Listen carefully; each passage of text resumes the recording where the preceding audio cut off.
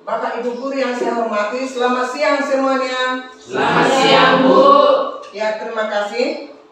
Saya sebagai kepala sekolah di Negeri 1735755 Simanoba akan presentasi.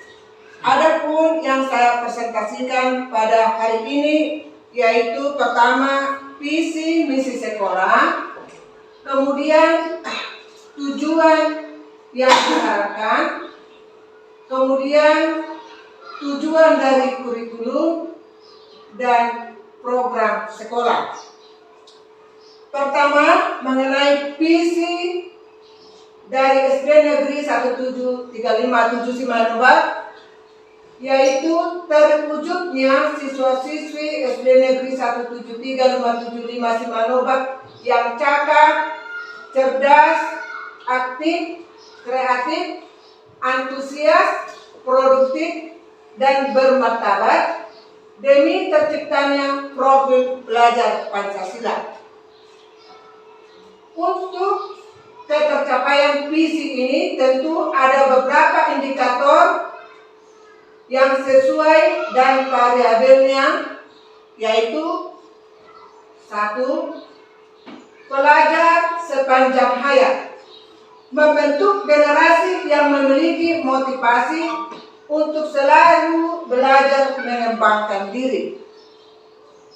Kedua, berkarakter, mengimplementasikan profil pelajar Pancasila dalam aktualisasi kehidupan. Ketiga, inovatif, kemampuan seluruh warga sekolah memaknai keadaan yang dinamis dan selalu berubah dengan berbagai tantangan. Yang keempat, berprestasi. Sebagai hasil akhir dalam sebuah proses, prestasi merupakan tolak ukur sebuah proses. Prestasi tak hanya berkisar pada kemampuan kognitif saja, namun lebih pada keberhasilan menemukan kemampuan diri, mengembangkan talenta dan kecakapan hidup yang bermartabat. Kemudian mengenai misi. Dalam mengimplementasikan visi sekolah SD Simanoba, tentu kita menjabarkan misi sekolah. Penjabaran misi sekolah adalah sebagai berikut. Yang pertama, meningkatkan keimanan dan ketakwaan siswa terhadap Tuhan Yang Maha Esa melalui kegiatan keagamaan. Kedua, mengadakan pembelajaran yang baik, yaitu produktif, inovatif, aktif, inovatif, kreatif, efektif, dan menyenangkan. Ketiga, mengadakan pembelajaran secara kelompok. Kemudian, mengadakan pembelajaran secara remedial. Kemudian, menciptakan lapangan sekolah yang kondusif dan asri, yaitu aman, sejuk, rindang, dan indah. Kemudian meningkatkan disiplin, minat belajar dan baca siswa. Kemudian mengadakan KKG, yaitu kelompok kerja guru untuk pengembangan mutu guru. Bapak Ibu guru yang saya hormati, kemudian ada tujuan. Tujuan itu ada tujuan jangka pendek, ada tujuan jangka panjang. Di mana tujuan jangka pendek yaitu membentuk peserta didik yang berakhlak mulia. Kemudian menyelenggarakan kegiatan ekstrakurikuler yang optimal dalam mengembangkan prestasi sesuai bakat dan minat dan potensi peserta didik. Kemudian meningkatkan simpati dan empati peserta didik dalam kepedulian sosial. Kemudian merancang program sekolah untuk mengenalkan implementasi kebinekaan global di masyarakat. Kemudian menerapkan fondasi gotong royong dalam kegiatan kelas hingga sekolah dapat melaksanakan pembelajaran untuk mengasah kemampuan literasi dan numerasi. Bapak Ibu, sesuai dengan tuntutan zaman sekarang ini yang selalu mempergunakan IT. Jadi untuk ketercapaian visi misi dan tujuan tersebut, tentu kita dapat merenungkan atau merefleksi diri kita, apakah kita kira-kira sudah melaksanakannya atau belum. Untuk itu, jika kita belum melaksanakannya, mari kita semakin tingkatkan untuk kedepannya. Karena siswa yang berhasil itu adalah dari guru, atau itu tercapai dari guru yang mendidik secara baik dan guru berhasil. Kemudian ada tujuan jangka menengah. Tadi tujuan jangka pendek sudah saya jelaskan tadi. Kemudian ini mengenai tujuan jangka menengah, di mana tujuan jangka menengah itu dapat merancang pembelajaran yang sesuai dengan tingkat perbedaan kemampuan kognitif peserta didik, mengarahkan pada keterampilan dan kecakapan hidup sesuai bakat dan minatnya. Kemudian sekolah mampu melaksanakan penilaian secara akuntabel dan valid dengan sistem digitalisasi. Kemudian membudayakan gerakan kebersihan sebagian daripada iman. Kemudian meningkatkan kecintaan dan kebanggaan terhadap potensi daerah. Kemudian memotivasi peserta didik untuk menggagas inovasi sederhana untuk memberikan solusi dalam kehidupannya. Sekarang kita sampai kepada tujuan jangka panjang. Adapun tujuan jangka panjang yaitu mengoptimalkan sarana prasarana sekolah untuk menunjang rancangan pembelajaran yang memotivasi keinginan selalu belajar. Kemudian menghasilkan lulusan yang memiliki mental pembelajar sejati. Kemudian membentuk peserta didik yang berakhlak mulia dan selalu peduli sosial dalam toleransi beragama. Kemudian menyusun pembelajaran dengan bahan ajar mandiri untuk meningkatkan kecintaan pada budaya lokal. Kemudian membudayakan lingkungan belajar dan karakter inovatif cepat tanggap di lingkungan sekolah. Bapak Ibu yang saya hormati, rancangan dan pelaksanaan kurikulum operasional di satuan pendidikan atau di sekolah kita ini pada tahun ajaran 2023-2024 adalah di mana kelas 1 dan kelas 4 telah melaksanakan kurikulum merdeka.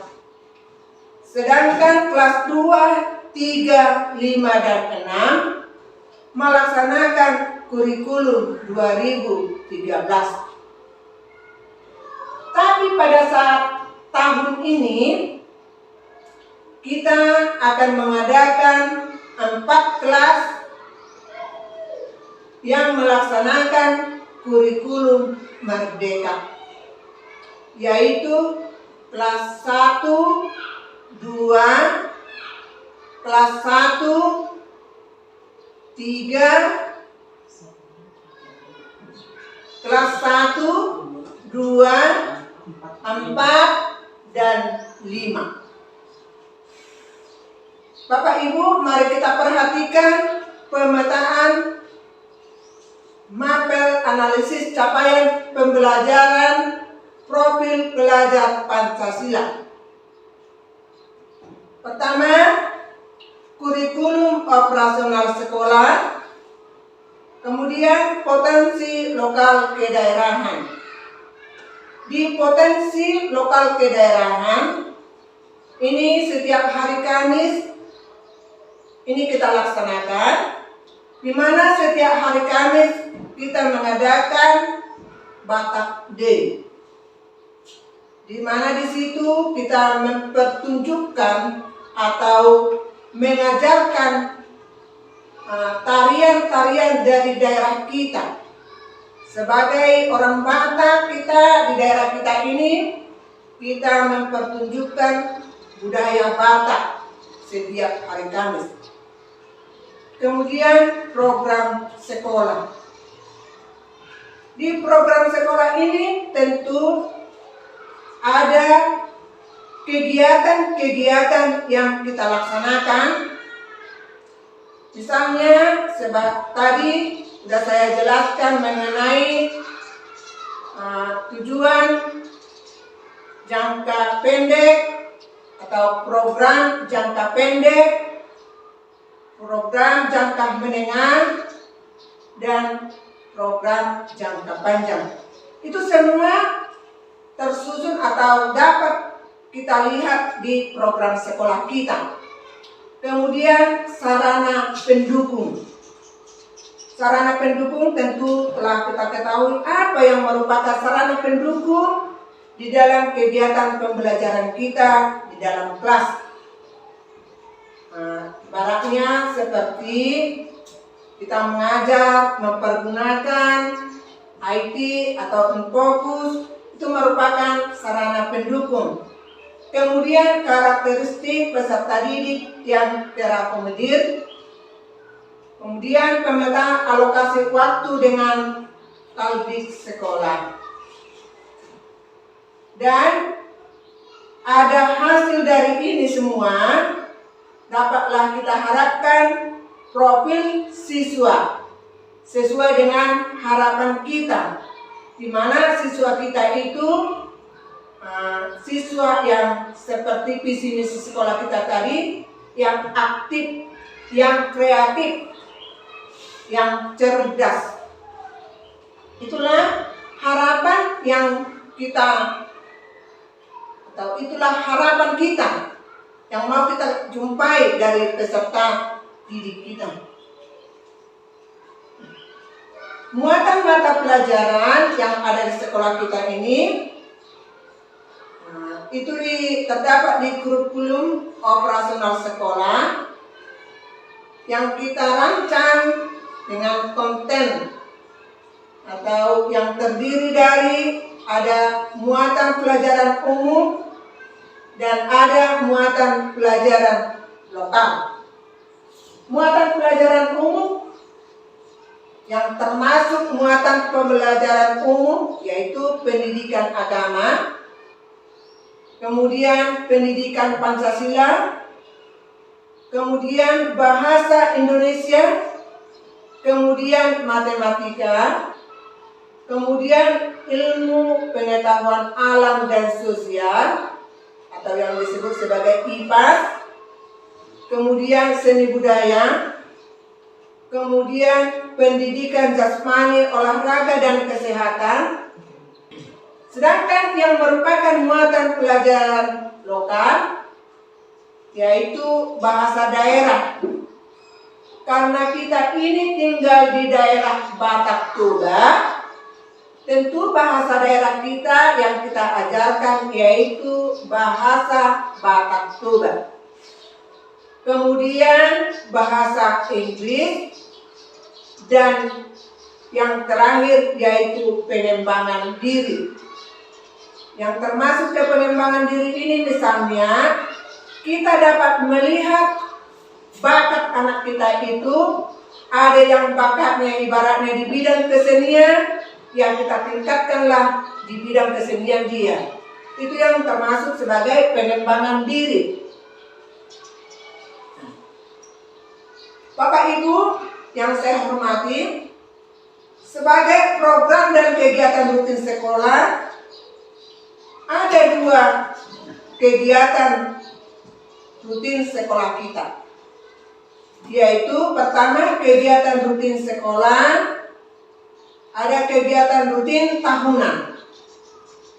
Yang merupakan kegiatan rutin sekolah, yaitu Senin kita melaksanakan upacara bendera.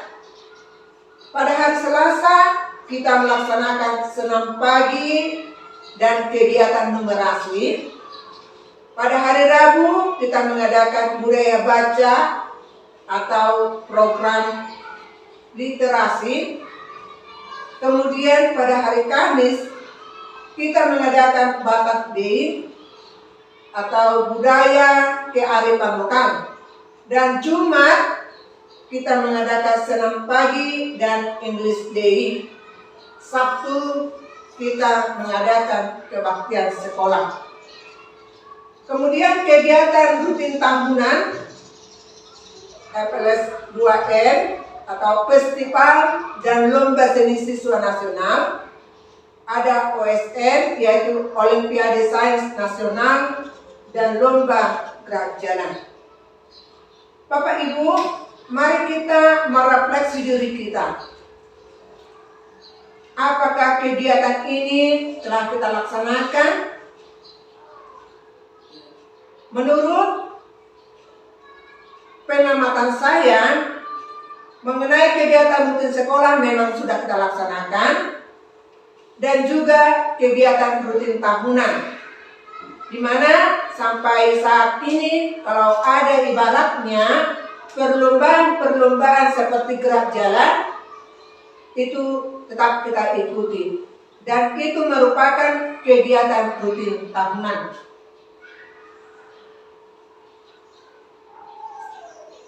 Bapak Ibu, di sini perlu kita perhatikan mengenai pembiasaan baik.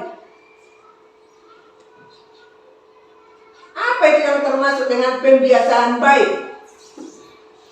Dan itu perlu kita terapkan terhadap anak didik kita. Yang pertama, siswa setiap pagi bergiliran bertugas, yaitu sebagai piket kebersihan, kebersihan kelas, kebersihan kantor, dan kebersihan lapangan. Kemudian guru piket bertugas untuk membimbing, memantau, dan mengarahkan siswa dalam melaksanakan kebersihan. Kemudian guru piket wajib hadir paling lama di sekolah pukul 7 WIB. Kemudian siswa setiap hari bergiliran memimpin lagu wajib, lagu rohani, dan memimpin doa di barisan sebelum memasuki ruang kelas. Kemudian siswa membudayakan 3S, yaitu senyum, salam, sapa. Itu harus kita terapkan sebelum kita memasuki ruangan kelas. Karena dengan adanya 3S ini, senyum, salam, sapa, tentu jika pekerjaan kita mulai dengan senyuman, tentu hasil yang kita capai akan lebih baik. Atau hasil yang kita harapkan tentu akan lebih baik. Oleh karena itu Bapak Ibu, mari kita terapkan di dalam kehidupan sehari-hari untuk melaksanakan 3S. Senyum, kita mulailah pekerjaan kita dengan rasa yang senyum, berarti pekerjaan kita akan berhasil dengan baik. Bapak Ibu guru, ada beberapa program ekstrakurikuler yang kita laksanakan. Salah satu diantaranya Contohnya seperti seni atau FLS2N. Tentu dalam melaksanakan itu sekolah mengadakan pembimbingan atau sekolah melakukan pembimbingan dan pembinaan terhadap siswa yang ingin mengembangkan diri di bidang seni suara, dan juga bagi siswa yang mengembangkan diri di bidang tarian. Kemudian ada ekstrakurikuler yang kita laksanakan di bidang PBB, yaitu peraturan baris berbaris. Jadi sekolah juga perlu melakukan pembimbingan dan pembinaan terhadap program ini, terhadap siswa yang mau mengikuti PBB, yaitu seperti gerak jalan yang dilaksanakan setiap tahunnya di kecamatan. Yang berikutnya, untuk peningkatan kualitas pendidik dan tenaga kependidikan, ada beberapa program yang kita ikuti di dalam peningkatan kualitas pendidik dan tenaga kependidikan.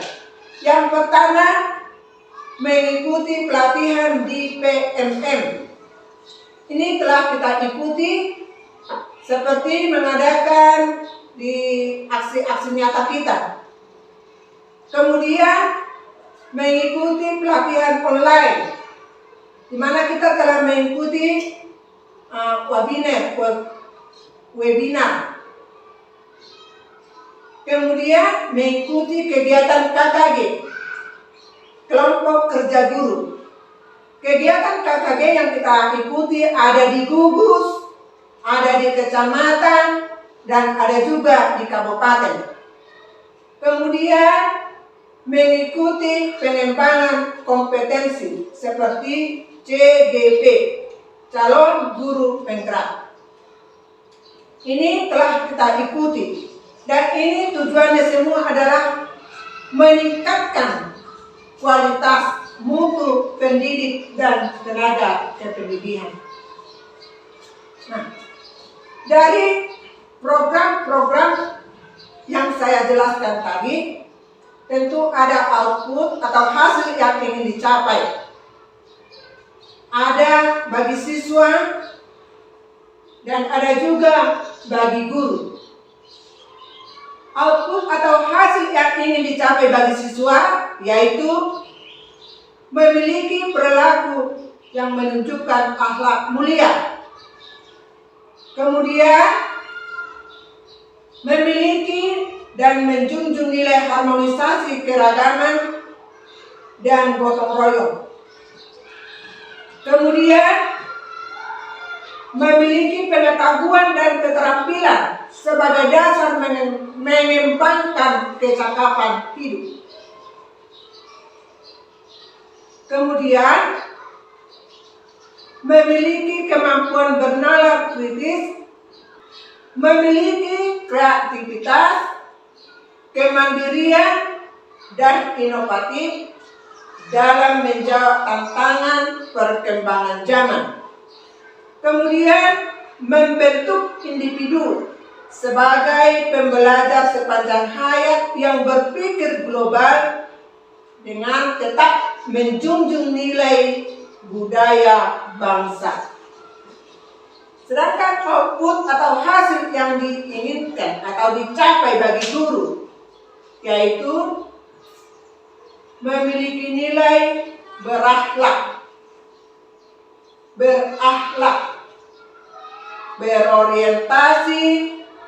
berorientasi pelayanan, akuntabel, kompeten, harmonis, loyal, adaptif, dan kolaboratif.